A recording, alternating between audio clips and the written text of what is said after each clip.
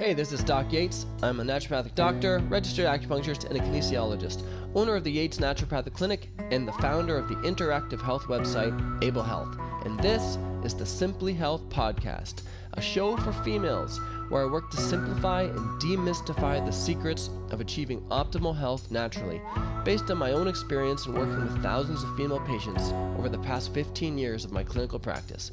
Welcome to Simply Health. Hey, this is Doc Yates, and on the Simply Health Podcast today, we are going to discuss the ever since syndrome. And the big ever since syndrome in this case is ever since I had my hysterectomy, things have been off. Things have been different. Things have not been right. So, what often happens, and I've seen this so many times, patients will come to me and they don't even bring it up. They're just telling me all of their symptoms. You know, I'm getting mood changes, night sweats, weight gain. And I'll look back in their file through their history and say, oh, they had their hysterectomy around this time. I wonder if it's related to that. And they've almost tried to force themselves to break that connection, even though they know there's a relationship, because it always happens like this. Before they see me, they will typically see their medical doctor, and they'll listen, ever since I had this hysterectomy, things have been off. You know, my moods have changed. I'm gaining weight. I'm experiencing dryness, sleep changes. But then the doctor will say, listen, your hysterectomy, like all modern hysterectomies, was a partial hysterectomy, which means you still have both your ovaries. So therefore, there's nothing that we did that would have affected your hormones. We left the ovaries in. So whatever you're dealing with is not related to this.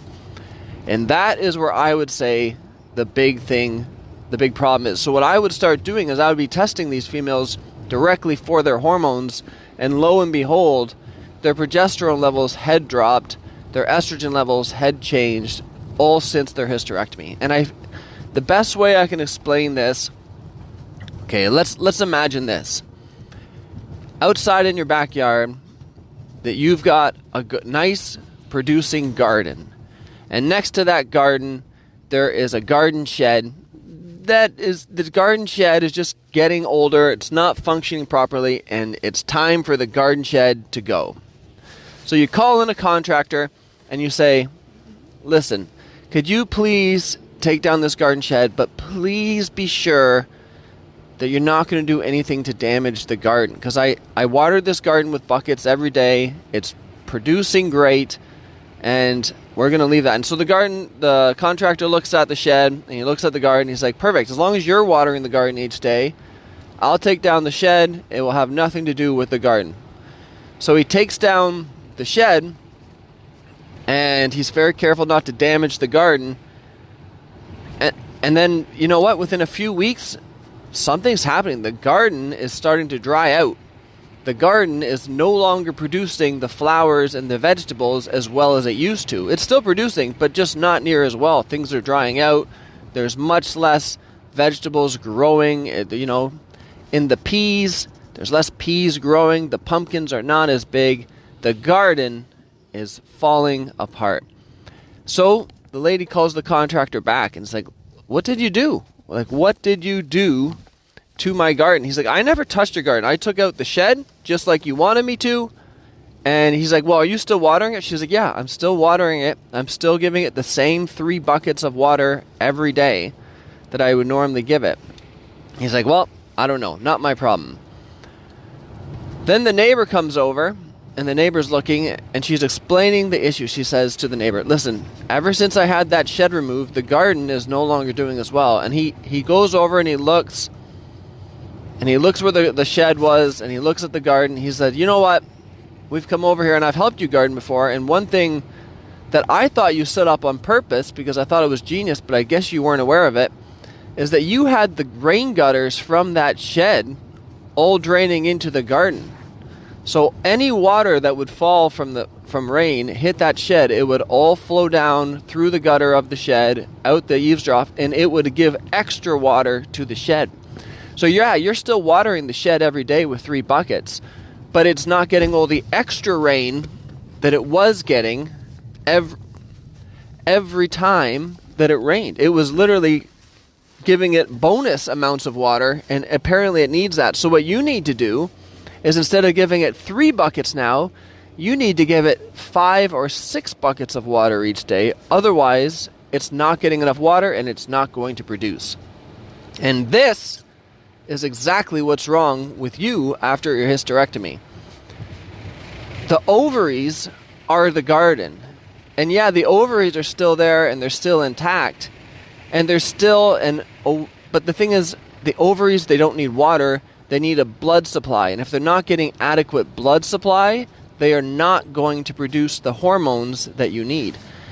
When you get your hysterectomy done, they leave the ovarian artery intact. But your ovaries also get a blood supply from the uterus through the uterine artery. And when they remove the uterus, you reduce the blood supply to the ovaries. And interestingly enough, that amount of blood supply varies, which is why when some females get a hysterectomy, they don't have any issues at all, because some people get the vast majority of the blood supply to their ovaries from the ovarian artery, which remains intact. But there's a other percentage of people that get the vast majority of the blood supply to their ovaries from the uterine artery, which gets removed. And there's another percentage that it's kind of like a 50-50 mix. So even in that percentage, they get a reduction in blood supply. So out of each person who gets it, who gets a hysterectomy, even if they leave the ovaries intact, a percentage will not have any change at all. Another percentage may have like a 50% reduction in blood supply, and the other percentage could have the majority of their blood supply reduced to the ovaries, and hence the dramatic change in the amount of hormones that you will produce. So what does this mean, and what do you need to do? It means if someone tells you it's not related, and you feel you have all these symptoms that are related, bypass them and go to the next person and get the actual hormones checked. Someone will ideally get your hormones checked during a specific time of your month or cycle, if you still have one, and then they will be able to look at it and say, listen, at this time of the cycle, your hormones should be, X and Y, and yours are not. Therefore, we know that we need to be able to do something about your hormones throughout these different phases of your cycle. So, when someone tells you it's not related, even though you have the textbook symptoms, and they say, no, it's all in your head, go to the next person, go to the next gatekeeper, and keep pushing through, because chances are you are right, they are wrong, and they just need to know.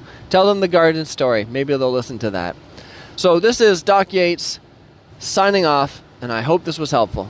Bye. Thanks for tuning in to Simply Health. If you want to learn more about health, check out Able Health. If you want to see some of the other projects that I've been working on in health, business, music, and life, please check out the links below.